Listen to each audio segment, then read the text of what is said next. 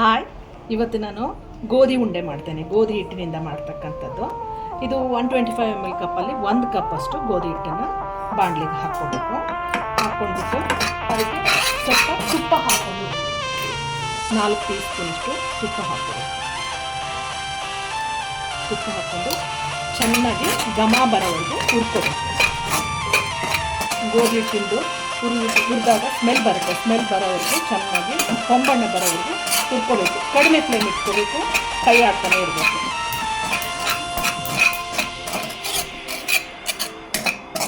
ಸ್ವಲ್ಪ ಹಾಕಬೇಕು. ಈಗ 2 ನಿಮಿಷ ಆಗಿದೆ. ಇನ್ನೂ 1 ನಿಮಿಷ ಆಗಬೇಕು. ಈಗ ಮತ್ತೆ 2 ನಿಮಿಷ ಆಗಿದೆ. ಈಗ ಘಮ ಘಮ ಸ್ಮೆಲ್ ಬರ್ತಾ ಇದೆ. ಈಗ ಸ್ಮೆಲ್ ಬಂದಿದೆ ಅಂದರೆ ಇದು ಹಿಟ್ಟು ಚೆನ್ನಾಗಿ ಹುರಿದಿದೆ ಅಂತ ಅರ್ಥ. ಸೊ ಆಗ ಪೌಡ್ರ್ ಬಿಟ್ಟು ಈಗ ಸ್ವಲ್ಪ ಗಟ್ಟಿ ಆಗಿದೆ. ನೋಡಿ, ಕಲರ್ ಚೇಂಜ್ ಆಗಿದೆ.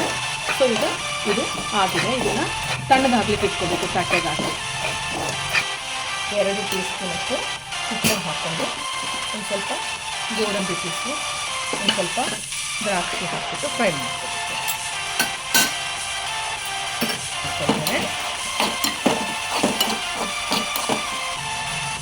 ಒಂದು 2 ಏಲಕ್ಕಿ, ಆನಂತರ ಹಿಟ್ಟಲ್ಲಿ ಉಂಡಿರ್ತಕ್ಕಂಥ ಗೋಡಂಬಿ ದ್ರಾಕ್ಷಿ.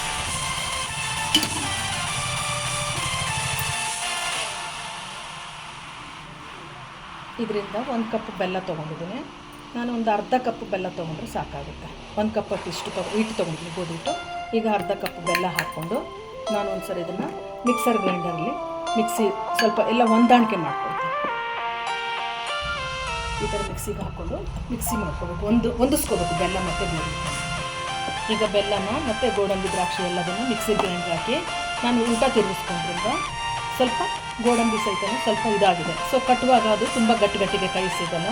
ತಿನ್ನುವಾಗ ಸ್ವಲ್ಪ ಸಣ್ಣದಾಗಿ ಸಿಗುತ್ತೆ. ಸೊ ಈಗ ಇದಕ್ಕೆ ನಾನು ಆಗಲೇ 4 ಟೀ ಸ್ಪೂನಷ್ಟು ತುಪ್ಪ ಹಾಕ್ಕೊಂಡಿದ್ದೆ.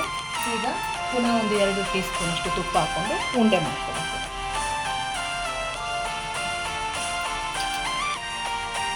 ಈ ಥರ ಉಂಡೆ ಕಟ್ಕೋಬೇಕು.